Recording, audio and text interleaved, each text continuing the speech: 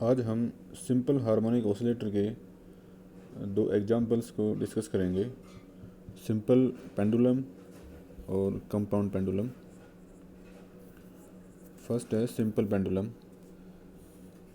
इस फिगर में एक सिंपल पेंडुलम की ऑसिलेटरी मोशन को दिखाया गया है।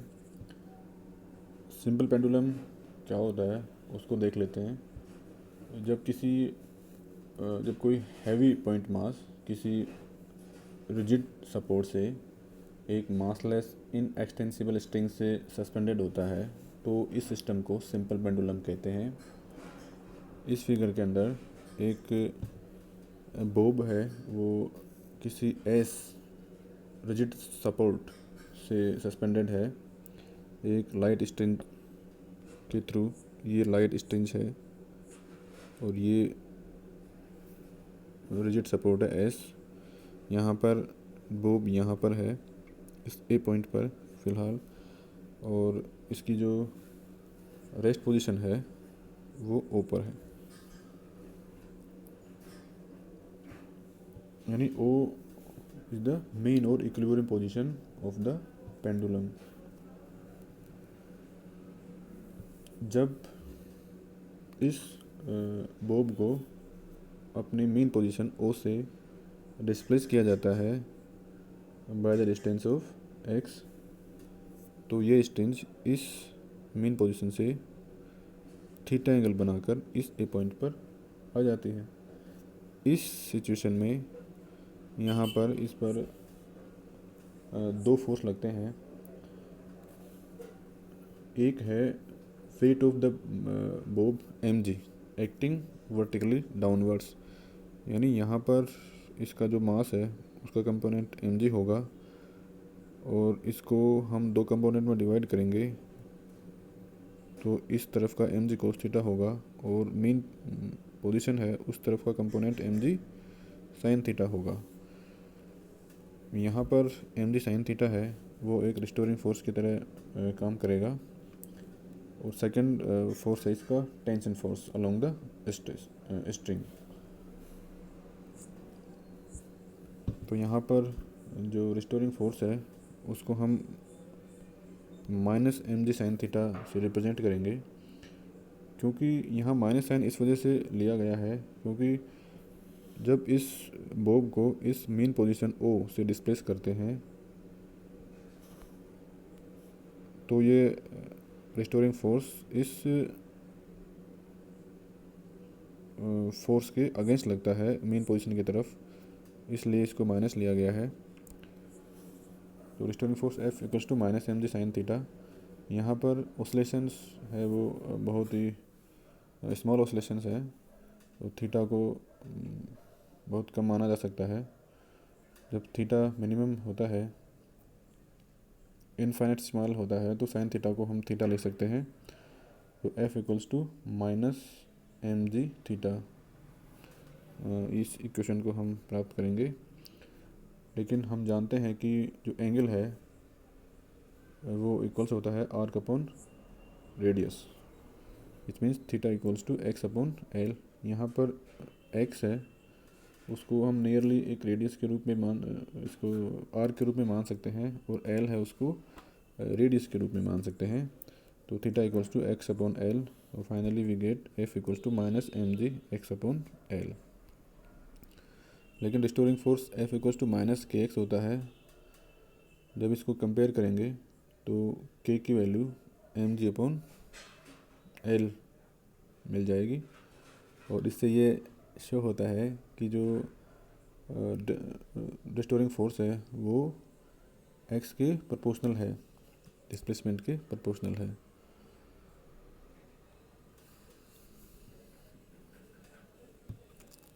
तो इसलिए इस बोब की जो मोशन होगी वो सिंपल हार्मोनिक मोशन होगी।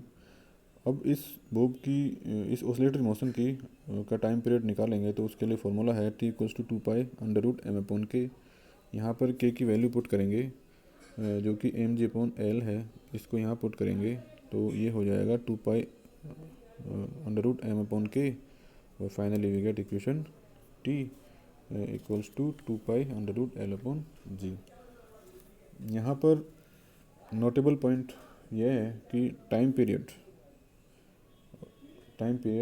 does not depend upon the mass of the suspended bob, but this time period depends upon the length of the simple pendulum from the point of suspension and acceleration due to gravity g.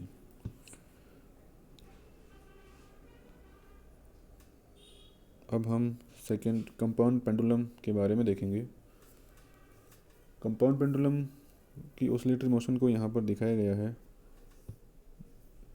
जब कोई rigid body किसी rigid support से suspended होती है और freely oscillate करती है किसी वर्टिकल प्लेन में अबाउट ए हॉरिजॉन्टल एक्सिस, तो इस सिस्टम को कंपाउंड पेंडुलम कहते हैं। यहाँ पर जो ये सिस्टम है, ये कंपाउंड पेंडुलम है। किसी इक्विलिब्रियम वाली पोजीशन में इसकी पोजीशन ये थी।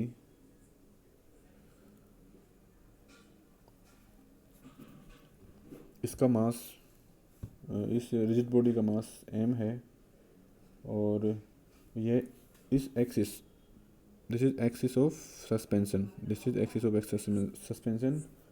विच is perpendicular to the plane of oscillation. यानी जिस प्लेन में यह बॉडी ऑसिलेट करेगी उसके परपेंडिकुलर ये एक्सिस ऑफ सस्पेंशन है। और जो एस है वो पॉइंट ऑफ सस्पेंशन है, यानी इसकी जो एक्सिस है वो इस ऑसिलेशन के परपेंडिकुलर है और जो पॉइंट है वो पॉइंट ऑफ सस्पेंशन है। जब ये बॉडी रेस्ट पर होती है तो इसका जो सेंटर ऑफ ग्रेविटी है वो पॉइंट जी पर है, which is vertically below the point of suspension S. यानी जब ये इक्विलिब्रियम पोजीशन में होती है तो इसका जो सेंटर ऑफ ग्रेविटी है वो यहाँ न होकर यहाँ होता है, इसके पास में। जब इस होल बॉडी को किसी स्मॉल एंगल से डिस्प्लेस किया जाता है तो इसका जो सेंटर ऑफ ग्रेविटी है वो यहाँ पर डिस्प्लेस हो जाता है और इस पर एक रिस्टोरिंग टॉर्क लगता है जो इस सिस्टम को, इस रिजिड बॉडी को अपनी पूर्व स्थिति में लाने की कोशिश करता है। अब यहाँ पर टॉर्क होगा, उसको हम डिफाइन करेंगे। टॉर्क होता है फोर्स इनटू परपेंडिकुलर डिस्टेंस, क्योंकि यहाँ पर जो फोर्स लग रहा है वो mg है और इसके दो कंपोनेंट यहाँ पर होंगे, इस तरफ mg कोस थीटा और मीन पोजीशन की तरफ mg साइन थीटा। तो फोर्स लगेगा mg साइन थीटा और परपेंडिकुलर डिस्टेंस होगी l, तो टॉर्क हमें मिल जाएगा माइनस mgl साइन थीटा। यहाँ पर माइनस, जैसा कि हम इस स्लाइड में देख रहे हैं, यहाँ पर माइनस इंडिकेट कर रहा है कि जो टॉर्क लग रहा है वो मेन पोजीशन की तरफ लग रहा है against the direction of displacement. तो क्योंकि इस रिजिड बॉडी की ऑसिलेशंस स्मॉल है, इस कारण से जो थीटा है उसको हम काफ़ी कम ले सकते हैं। तो साइन थीटा की वैल्यू थीटा के बराबर होगी। तो finally we get equation this one, tau equals to minus mgl theta. अब इस टॉर्क के कारण एक एंगुलर एक्सेलरेशन क्रिएट होगा। इस एंगुलर एक्सेलरेशन और टॉर्क में ये रिलेशन होता है, जिस तरह लीनियर मोशन में F इक्वल्स टू ma होता है, वैसे ही इस वाले केस में tau equals to moment of inertia into angular acceleration होगा। यहाँ पर एंगुलर एक्सेलरेशन है उसको हम d square theta upon dt square से लिख सकते हैं और टो इक्वल्स टू ये यहाँ आ जाएगा।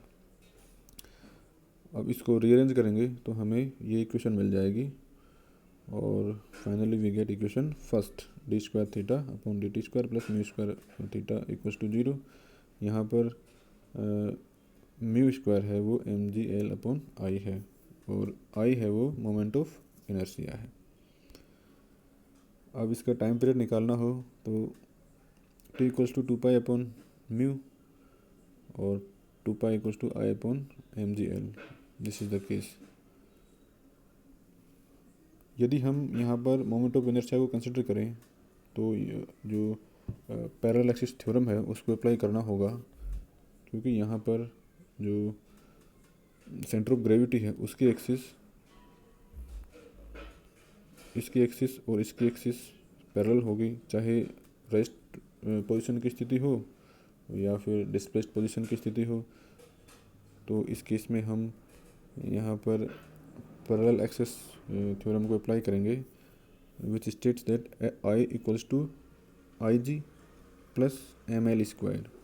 तो यहाँ पर आई जी है वो एम के स्क्वायर के इक्वल है, और एम एल स्क्वायर या moment of inertia due to length L. तो टोटल जो मोमेंट ऑफ इनर्शिया है वो आ जाएगा एम के स्क्वायर प्लस एल स्क्वायर। इसको यहाँ पुट करेंगे टाइम पीरियड वाले फॉर्मूले में, तो हमें फाइनली ये इक्वेशन मिल जाएगी।